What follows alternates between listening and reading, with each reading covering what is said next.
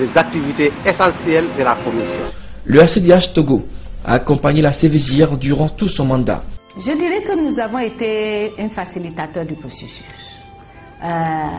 D'arriver à amener tous les Togolais à accepter dans un esprit consensuel la nécessité, l'importance, pas seulement de créer une commission, mais aussi d'adhérer à tous les processus n'était pas facile. Mais aujourd'hui, nous avons eu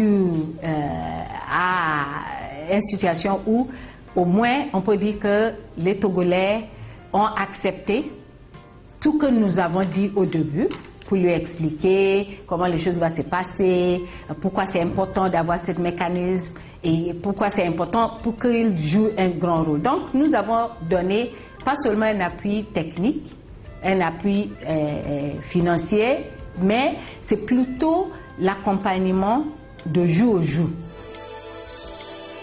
Après plus de 3 ans de travail, la commission a rendu son rapport lors d'une cérémonie solennelle présidée par le chef de l'État Faure Gnassingbé en présence de toutes les forces vives de la nation, de personnalités étrangères notamment le président de la commission Dialogue, Vérité et Réconciliation de Côte d'Ivoire, M. Charles Konabani. Plusieurs personnalités se sont succédées à cette occasion à la tribune. D'abord, Mme Olatokumbo Ige, représentante du ACDH au Togo. Selon elle, la réconciliation est un processus qui ne se décrète pas. Elle exige du temps et la patience. La pratique de commission vérité et les plumes les plus autorisées attestent que la fin des travaux d'une commission vérité n'est pas forcément synonyme de la réconciliation des filles et filles de même pays qui portent le stigmate des douloureuses péripéties de son histoire. La réconciliation, faut-il le souligner, est un processus qui ne se décrète pas. Elle exige du temps et de l'espace pour le deuil et la cicatrisation de blessures visibles et invisibles. La réconciliation est une quête de justice. Elle commence et atteint sa phase de maturation lorsque les enfants d'un pays acceptent de régler désormais leurs différends avec une prise en compte réelle des droits de l'homme. En définitive, la fin du travail d'une commission vérité n'est que le début d'une nouvelle page de l'histoire où gouvernants et gouvernés doivent apprendre à vivre autrement.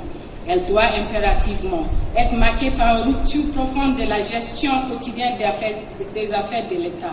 Elle ne saura être oublieuse des droits et des libertés fondamentaux.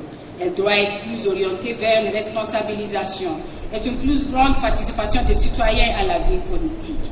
Elle inaugure une période où la justice doit revêtir sous l'être de noblesse et les forces de défense et de sécurité leur caractère républicain. Enfin, elle doit se traduire par la reconnaissance des victimes et par une démarche sincère des auteurs à ne pas récidiver. Dans cette perspective, les acquis d'une commission vérité doivent être capitalisés non seulement pour un arrimage durable du pays au train de développement économique, mais aussi et surtout pour une garantie de non-répétition des actes de violence et des violations des droits de l'homme. Plusieurs partenaires en développement ont accompagné la CVJR durant tout son mandat. Exemple du programme des Nations Unies pour le développement PNUD, dont la représentante était également à la tribune officielle. De 2009 à 2010, le système des Nations Unies, à travers notamment le PNUD et le HCDH, a appuyé les premiers pas de la CVJR par un financement, mais également par un accompagnement technique.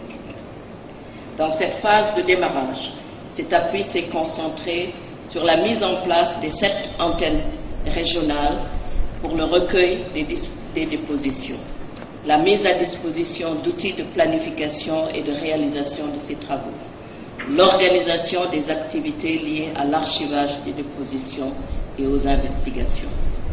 À l'aube de l'année 2011, le besoin de mobiliser des ressources additionnelles pour la réalisation de son programme complet était évident.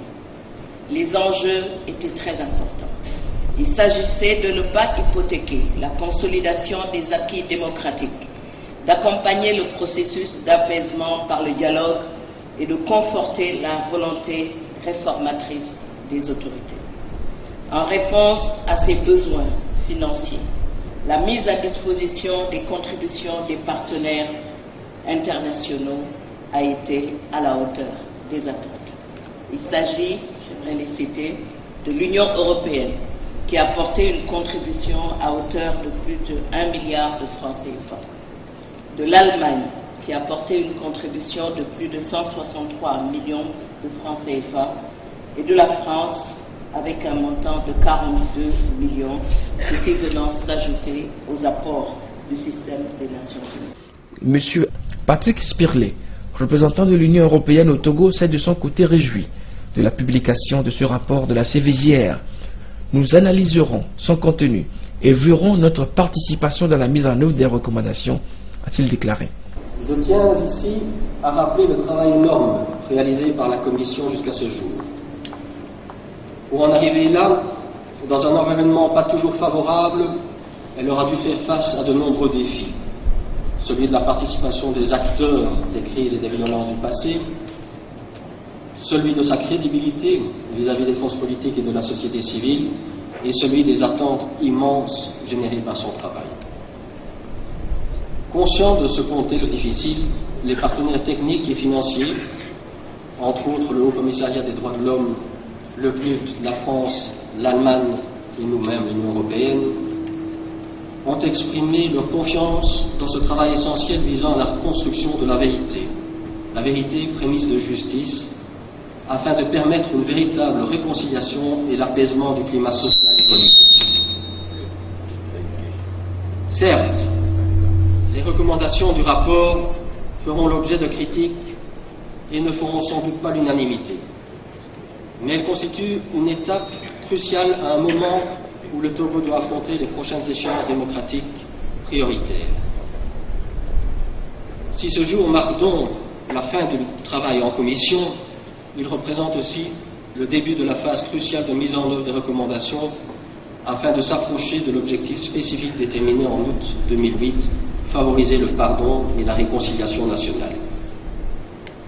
Celles-ci doivent en effet être comprises comme une étape dans un processus à plus long terme et je ne peux que souhaiter que toutes les parties prenantes, gouvernements, institutions, partis politiques, société civile et médias, participent à leur mise en œuvre dans un climat d'apaisement et de dialogue.